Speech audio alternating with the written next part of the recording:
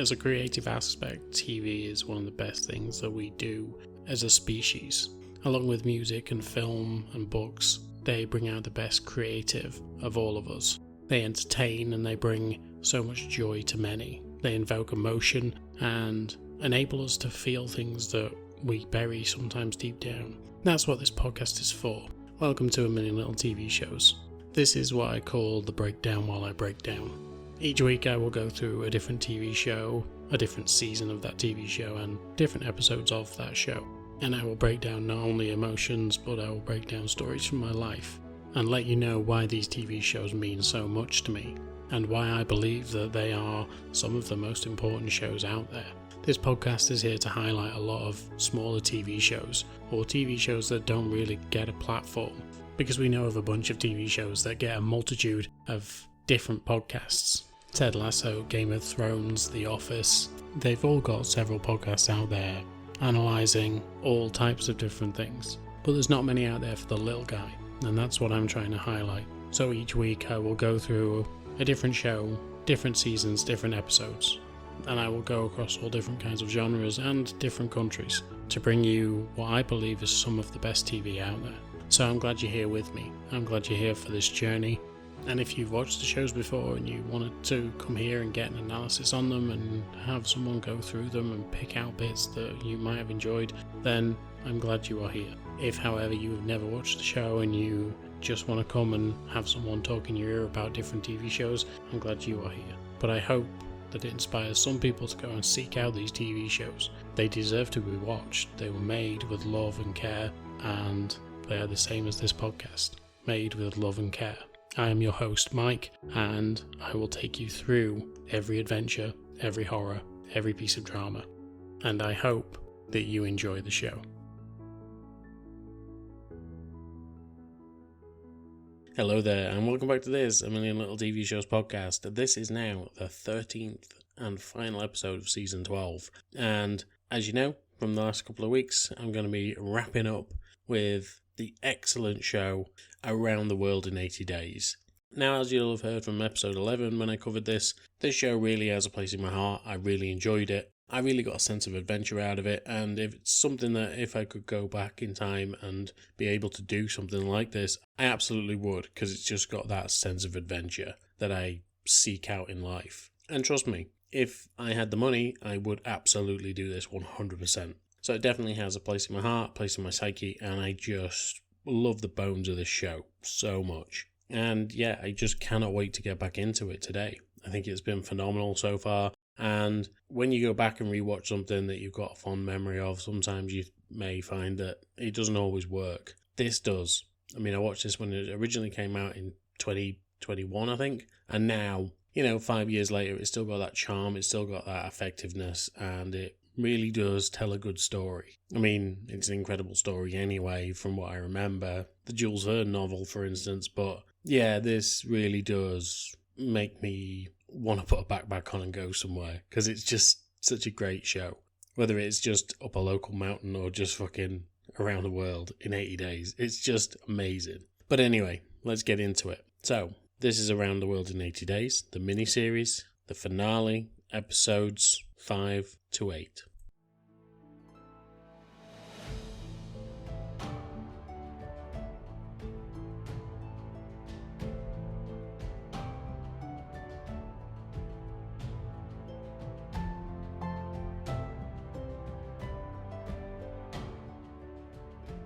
Episode 5. And so we enter Hong Kong. Phileas is not having the best time of it as soon as he gets there. He has already sent through a form that essentially tells the local bank that he is on his way and he wishes to withdraw some of his money, and therefore they need to contact the British bank and have that forwarded on. However, it turns out that that isn't what's going to be happening, mainly due to the fact the man that Niall Bellamy has hired to actually stop Phileas from doing this journey has been to the bank beforehand and told them that, well, he isn't trustworthy. And so the bank has now stopped any sort of payments coming through, especially when it comes to Phileas Fogg. And his other counterparts won't have access to the money that he has, so they're stuck. Phileas decides to let Passepartout go and find some accommodation for them. Apparently he has been in the city before and is pretty good at speaking the local language, so he manages to find them shelter, he manages to find them food, and they're just going to have to tough it out for a bit.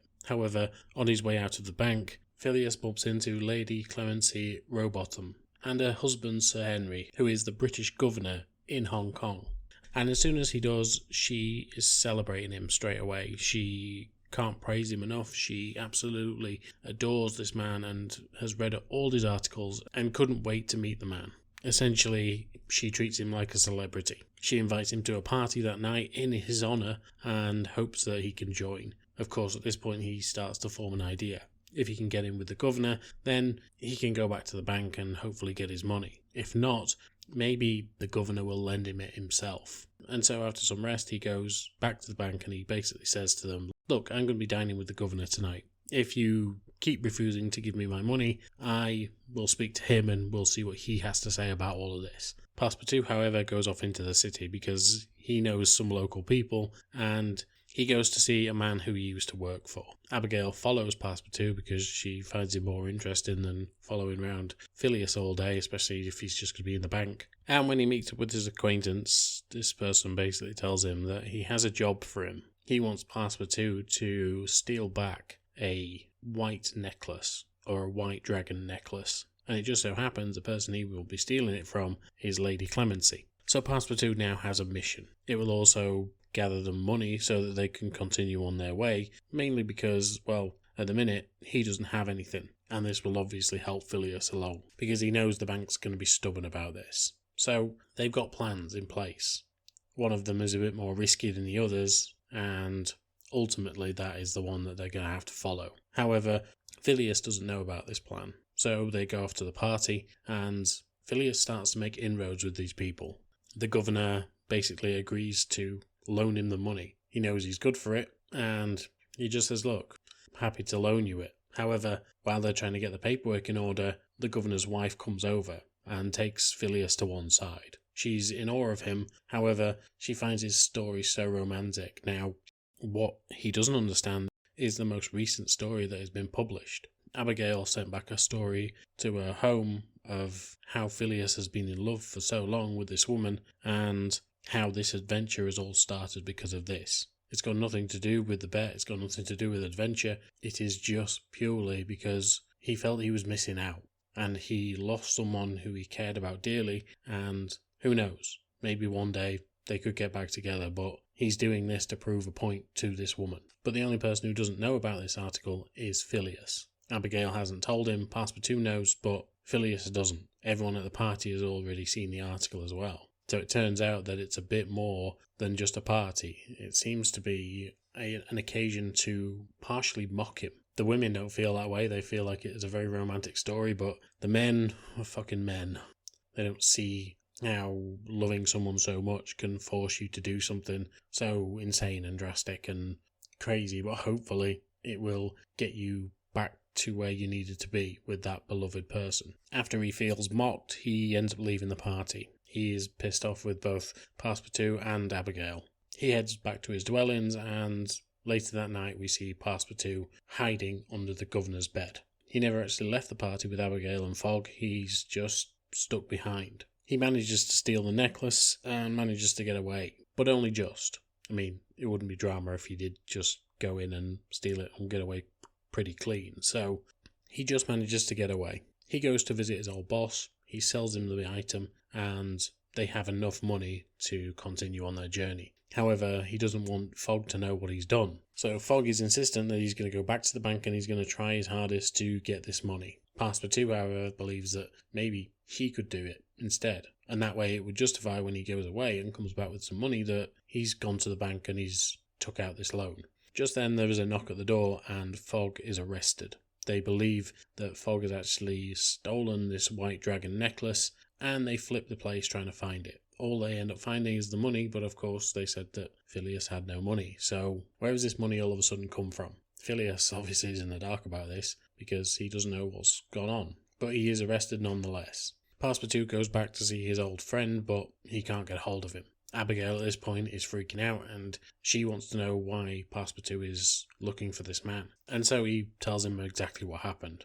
Abigail goes back to the governor and pleads for him to let Phileas out. She says that he is an incredible man and he wouldn't have done such a thing, and she wouldn't know who would have done this kind of thing. And then Passepartout speaks up. He tells the governor that it was him and that he did all of this. He tells him exactly why, and just before Passepartout can be arrested, the governor's wife comes out. Again, Abigail pleads for her and Passepartout also to let Fogg off. Eventually, the governor shows his true colours. He's never been able to really express how much he loves his wife and how much he's so grateful for her and all that she does for him, going on these worldwide trips and just being by his side at all times. And that white dragon was something that he gave to her as a present due to the fact he couldn't deal with his own emotions. She begins to realise how much he loves her, and that's all she's ever wanted. She doesn't need expensive gifts and she doesn't need the validation that they bring. She just wants him. She wants him to be happy and show that he loves her. And it's because of this that he ends up writing a pardon for Fogg. However, at that exact point, Fogg is being taken out of his cells and marched through to a post. He is about to be flogged 10 times until he reveals who actually did the crime. Abigail and Passepartout run through the town and they just make it to the gate before the first lash comes out. They tell the police chief that they have a pardon from the governor, and before he can be handed the paperwork, the whip cracks and blood starts to pour from Fogg's back. Before the second lash can go in, they manage to get this paperwork across to him and Fogg is pardoned. But of course, he's in agony. He's got an open wound on his back, he's bleeding, and he's been betrayed by his friends. Abigail with the article, but Passepartout due to the fact that he stole the necklace in the first place. They manage to get the tickets and they head towards Japan. But when they get on the boat across, Fogg doesn't want to have anything to do with these two people anymore. He tells them that he's done for the night and he will stay in his cabin and he will call for them when he needs them. And nothing else will change that. And so they both end up slinking off with their tails between their legs. While on the ship, the man that Bellamy hired comes over. He sits down in front of Phileas Fogg and tells him that he's been trying to make sure that Phileas can't get any further, and each time Phileas has thwarted him. And he says, if a job's worth doing, you're better off doing it yourself. He draws a gun and tells Phileas that they need to go for a walk. Phileas points out that they're on a boat. Where are they going to walk? And he says, yes, that is the point.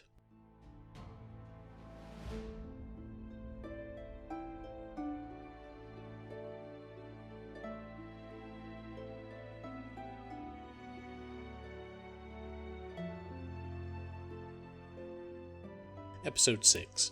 Phileas, Passepartout and Abigail are all forced off the ship by the man that Bellamy hired, and they are forced into a dinghy and left in the middle of the ocean just to rot. And of course, that very night there is a huge storm as well, and by the time that they wake up in the morning, they are stranded on a desert island. At first it is just Fogg, he eventually finds Abigail, and then they manage to find Passepartout out in the sea still, clinging to some driftwood. Feeling that all hope is lost, Fogg just cannot stand what the situation is. Abigail, however, decides to start to make a plan. They need shelter, food, and a way to get off this island. And so she sets everyone about their own tasks. They manage to find some food, but it's some sort of rancid fruit that doesn't taste very nice, but it's filling them up.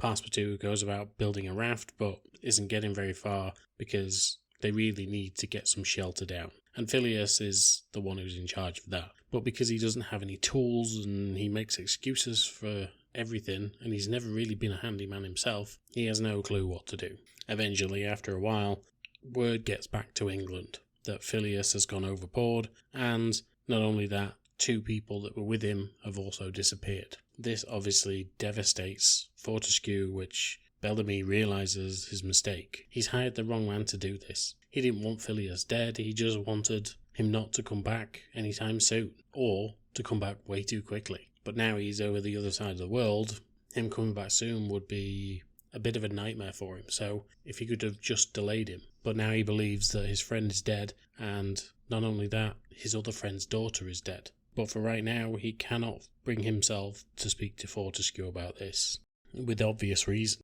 And when the club give Phileas a farewell, honouring his memory, they ask Bellamy to speak, because Fortescue is not in the best mindset. However, back on the island, they are trying their best to get things in order. They are hoping that eventually a ship will come along, or maybe they'll build this raft and be able to get to land, but it's looking hopeless. The island is pretty deserted, and there's not a lot there. And of course, Phileas is blaming himself. He says if it wasn't for this stupid bet that I'd put on, we wouldn't be here. We wouldn't be stranded right now. Both Passepartout and Abigail are trying to appease him and say that it's not his fault and that he shouldn't be putting the blame on himself. But he won't hear anything of it. Eventually, Passepartout admits what happened. He tells him that maybe this is Bellamy's fault, because Bellamy is the only one who can gain from this. He tells him about the man who'd been hired to stop them and how he'd met him in several different locations now. And it's here that Phileas realises how bad things have got. He asks Passepartout if he actually took any money off this man, and of course, as soon as he finds out that he has been betrayed by Passepartout, he's furious with him. He tells him he can no longer trust him, they're on this island because of him, and Passepartout is outcast from the group.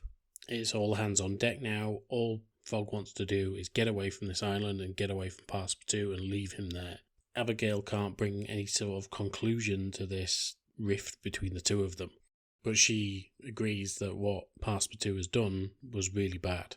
Even though she started to develop feelings for him, she no longer feels that she can trust him. After Passepartout tries to apologise once more and Fogg won't accept, Passepartout does the only thing that he can really do. He builds them a raft that will function well enough to actually get them off the island, and overnight he makes this raft secure. He leaves it for them and they discover it in the morning, and when Fogg realises that he has been a little bit harsh with Passepartout, he tells Abigail to go and find him. She runs off, and when she does find him, she finds him in a grave state. He is truly ill, and it seems that he has some sort of fever. They get him back to the camp and check on his vitals. It seems that he is just cold to the bone, and so they have to warm him up somehow. They end up creating a massive fire, but this includes having to chop up the raft that he'd already made. As they do warm him up and he starts to feel better, they're unsure of what to do. However, Phileas tells them the story of what happened with him and Estella.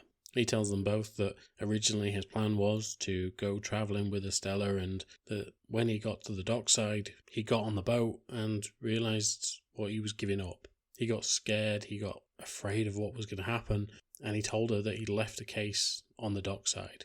He said that she thought that she would follow him, and she didn't. And as the ship pulled away, he was left on the dock and she stayed behind. She went adventuring, and since then has kept sending postcards, telling Fogg how much of a coward he is, each one with a brand new drawing on it of something significant to the place where she is. And he knows that he missed out big on that one. He says to them that he's never met anyone who made him feel that way, that sense of adventure and that friendship and that kinship. He says that the friends that he stayed for weren't really friends. Fortescue was okay, but Bellamy was a constant niggler at him, and he constantly brought him down. And then he realises that Passepartout is probably right. It probably was Bellamy that's done this. He didn't mean to have it go this far, but it was definitely him that will benefit from Phileas not making this. Passepartout and Abigail head off. They end up getting some time alone and manage to express their feelings towards each other.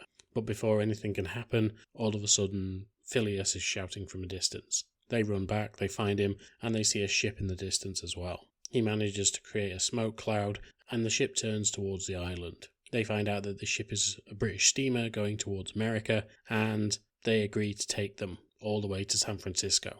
And so now, with the fact that they're not going to Japan, they're probably going to be able to catch up on their time once they get to San Francisco, and then it is just getting across America and then getting back to England, which is an achievable goal now.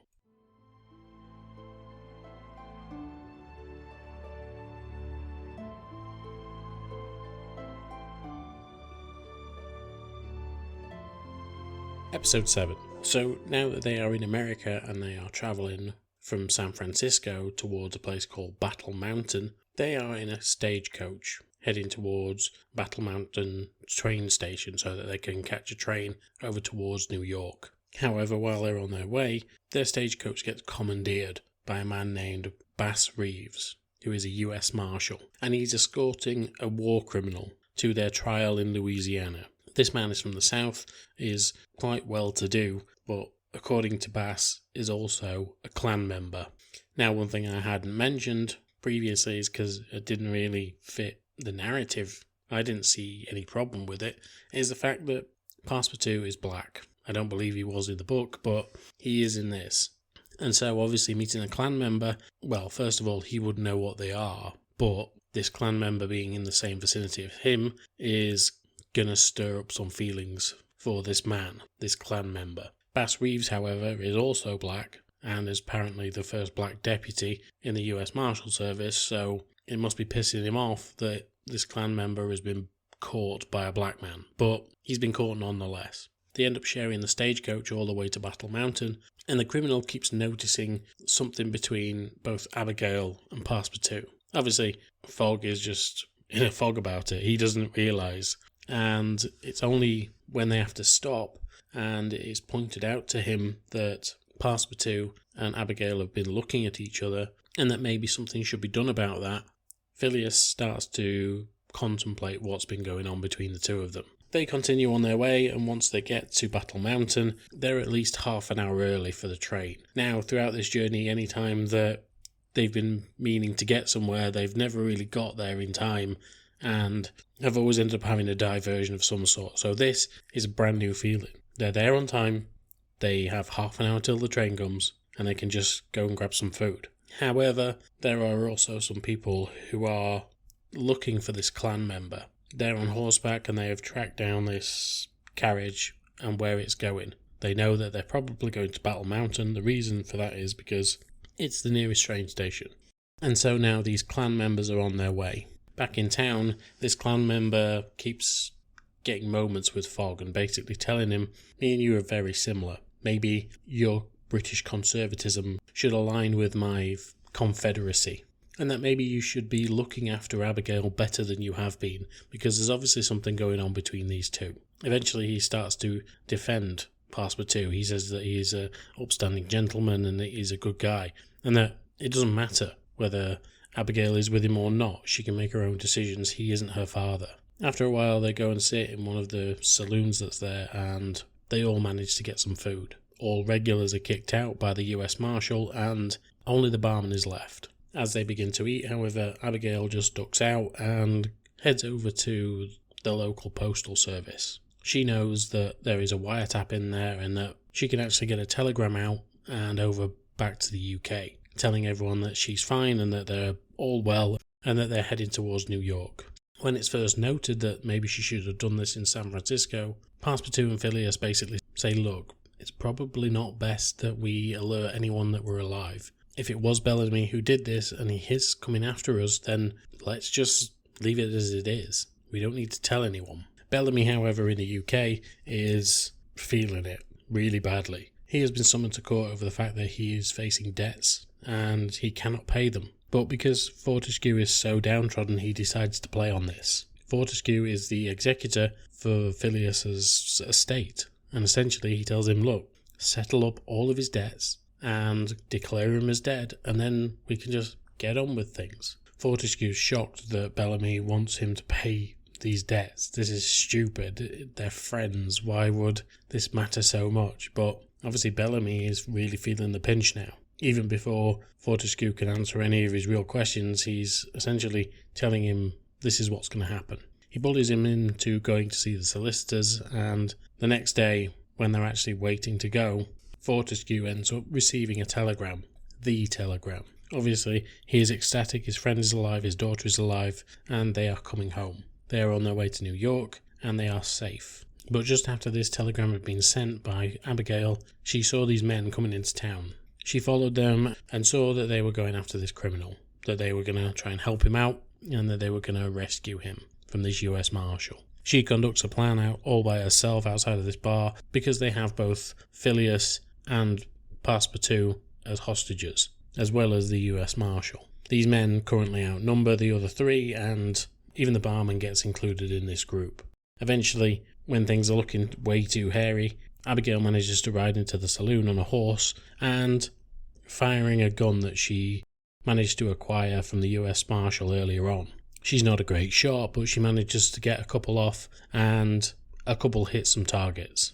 However, once the marshal gets hold of his gun, he is firing on all cylinders, and with the help of Passepartout, they manage to clear the room. However, the man that they were escorting actually gets away. After a few brief moments on the run, it is Phileas who manages to capture the man. With the help of Passepartout, they manage to bring him in. And all the while, after all the praise, their train pulls into the station and they manage to catch it to go on to New York. After the story comes out that they are still alive and that they are still on this journey, it's been about 3 or 4 weeks since there has been any update, and they are now in the last leg of it. When they get to New York, the train station there is filled with reporters, all wanting to find out the same story. But while they're in there, Fogg notices something that he's seen before. He looks up at a clock, he takes out one of the postcards and realises that this clock is exactly the same as the one on the postcard. So his former love, Estella, was in New York at some point. Bellamy, however, now has a problem to deal with. Obviously, with him finding out that Fogg is still alive, he needs to stop him once again. And now, more than ever, it could be more drastic than before. He is desperate, and desperate men do desperate things.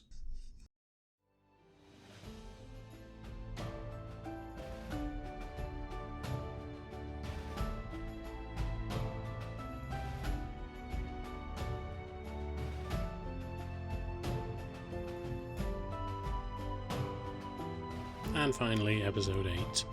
And at the beginning of the end of this journey, Phileas has managed to arrive in New York. Like I said, the press are waiting, and he begins to wonder, who else knows he's here if the whole press corps is there? Essentially, he's told that the whole of New York knows you're here. Why wouldn't they? You're the biggest story in town. Phileas, Passepartout, and Abigail go to the boat. This is the last leg of their journey. They just have to get back to Liverpool and then down to London and then to the Reform Club. Destiny isn't in their hands anymore. Obviously, they have to get across the Atlantic Ocean, but they still have a good 10 days before they have to get back. Once they get back to the ship, however, Phileas doesn't feel right. He has a feeling that potentially Estella would have been there, knowing that he was in New York. He tells Abigail and Passepartout that he is going back. He heads back to Grand Central and waits. However, after a while, he realises that she's probably not going to come. He turns to go, and there she is, waiting for him. They sit and they talk, and Phileas apologises for what happened. His friends of many years had essentially badmouthed him to Estella. Not so much Fortescue, but most certainly Bellamy. Bellamy had basically said that he was a waste of space and that there was no way he would do this journey, and that she should just leave. She tells Phileas that he will always do this, he will continue to do this.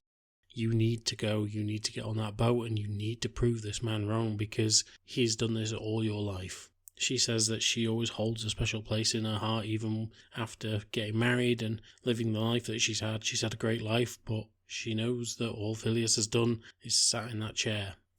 She tells him to make sure that Bellamy's comments don't end up putting him back in there. He gets up to go and they embrace one last time, and he tells her he always loved her and that she should never ever doubt that. On the way back to the boat, however, he is accosted by the man that Bellamy had actually paid off. They get into it, but before long, a bunch of New York street kids turn up and they basically threaten both of them. They say that they want to hold Phileas while they beat the other man up, and then they're going to rob Phileas as well. Phileas, however, after all of this journey, he wants to fight back, and he does so. He says he's waited nearly 80 days to do this, and he needs to get it out. He needs to get back on that boat, and he needs to go. He manages to fend these kids off, and just before he leaves, he sees that the man who's been following them across Asia is injured. He stops to help him, tells him that he will get a doctor, but the man says it's too late for me. He hands him a piece of paper, and it is a telegram. Phileas rushes toward the docks and gets on the boat just in the nick of time. In that time, however, Passepartout and Abigail have been having spats with each other. Abigail essentially is sending out signals to Passepartout that she doesn't want this journey to end for them. She cares for him deeply, and just because she's going back home doesn't mean that their friendship, or whatever it could be, has to stop. He knows the practicalities of it, and he's essentially saying that it does. It has to stop. Your father won't allow this. Society won't allow this. Once he gets back on the boat and it's set sail, this exact theory is put to the test. Passepartout is in first class and a man asks him if he will get him a drink. Of course, Passepartout tells him, "I am a passenger, sir." And this man starts to goad Passepartout. He goes to walk away and Abigail calls after Passepartout, but all Passepartout is doing is getting the band to play some different music. He takes Abigail by the hand, he takes her to the dance floor, and they dance all night, happy with each other and really feeling how good they are together. Some people are disgusted by this, and quite frankly, I'd say to them, go fuck yourself. Who cares if it's a black man and a white woman? I could not give a fuck. They look happy. That's all that matters. After a few days, they end up getting back to England and back into Liverpool. However, when they hand over their papers at customs, there is an issue. Passepartout and Abigail are let through, but Phileas is not. Apparently, there is an arrest warrant out for him back in Hong Kong. He tells them that it's fine, that all got cleared up, you can contact them yourselves. And he's told, well, we're not going to let you go until this matter is resolved. They put him in the cells for the night, and what really needed to happen was they needed to be on a train down to London. They have missed that train, it is day 80, and the bet is lost. The next day they get the train that they would have got, and they head back down to London. However, once they walk through the door, Phileas, as actual butler, who was way too old to go on this trip with him, tells him, "What are you doing here, sir? Shouldn't you be at the club right now, collecting your winnings?" He says, "Well, no, I've been on the road for 81 days, we lost the bet." Phileas is, however, then reminded that they travelled east, and that meant that at some point, yes, they would have seen 80 suns go up and down, but there's only been 79 days gone. Today is Christmas Eve, and today is the 80th day. And so Phileas has to run through London to make sure he gets back to the Reform Club in time. Obviously, it's dramatised, and it is that he gets there in a second before the actual cut-off. But he manages it. Bellamy tries to play this all off and says, well, it was just a joke. It wasn't actually a bet. We didn't bet at all. There was no money involved. And he tells Fogg to play along. Phileas, however, says that on the day that I left a note with my butler to come to this place with a cheque for 20,000. It's not my problem if you aren't able to pay your debts. He gives him the money and tells him that he must go off and pay off all of his debts, the amount that he has accumulated over time, and he is told that if he accepts the money, he will be kicked out of the club. He does so and leaves anyway. Phileas, Abigail and Passepartout all sit down together. They have a brandy and they start discussing some stories in the paper.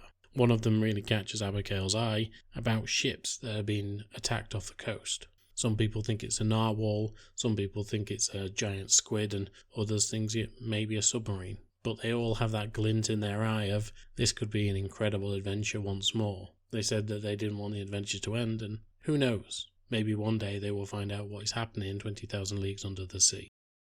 Or maybe not.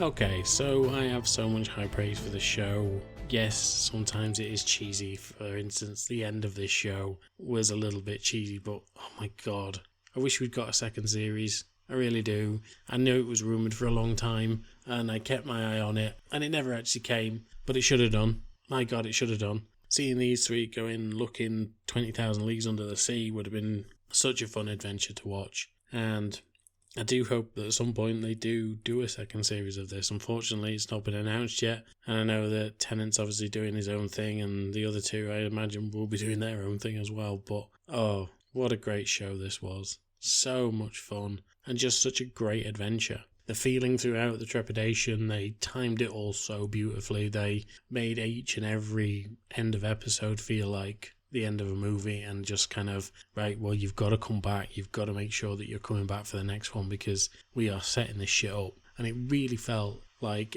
every effort that they made was just incredible. And as much as you know that they are going to succeed, the trepidation is always there. And when you find out that they've arrived on the 81st day and you just go, oh fuck, you feel so sorry for Phileas, because he's tried so hard, he's got all this way, he's done all the things that he needed to do, and eventually it just is out of his grasp. to then find out that when he gets to London, his butler is shocked to see him. He is going, what are you doing here? And even I remembered something. I'm sure that they miss a day, or because they're going the other way around the world, that they miss something. And I couldn't quite put my finger on it until that point. But it was such a good ending and so worth a watch. And yeah, really one of my favourite TV shows of the last fucking 10 years at least. And it doesn't get enough praise as it should do, because it is very, very good. It is just a heartwarming adventure and incredibly acted, beautiful sets, beautiful story. And I know it's been changed from the novel. Everything gets changed from the novel, but even this adaptation of it was perfect for me. But anyway, going on my own journey, leaving season 12, and we're going to be heading into season 13. Treacherous for some, I'm sure, but I just cannot wait to get into it, because it's going to be so much good stuff coming. So, let's just remind ourselves. We have Bates Motel Season 2, Physical Season 1, 30 coins, Season 1, When the Streetlights Go On, that's a mini-series, and Extrapolation, and that's a mini-series as well. But for the last 3 years, and, well, for however long you've been listening to this podcast, 156 episodes, coming up on our 200th at some point, coming up on our 4th year now. I'm proud of what this podcast is doing. I'm proud of some of the stories that I can tell, and I'm proud of some of the TV shows that I can watch. Thank you for being here, and until next time, I will speak to you soon. Bye. As always, thank you for listening to this podcast, and you could really help me and the podcast by giving a like, share, subscribe on all major platforms that you listen to podcasts on. As an independent podcaster, this will just help me exponentially when it comes to actually doing more things with this podcast. I truly do enjoy this, and I absolutely love revisiting these TV shows with you guys. So any engagement from you is always welcome, and I will try and listen to all of you when you give suggestions or just tell me what you think about the podcast. But once again, thank you for listening, and until next time, I will speak to you soon. Bye.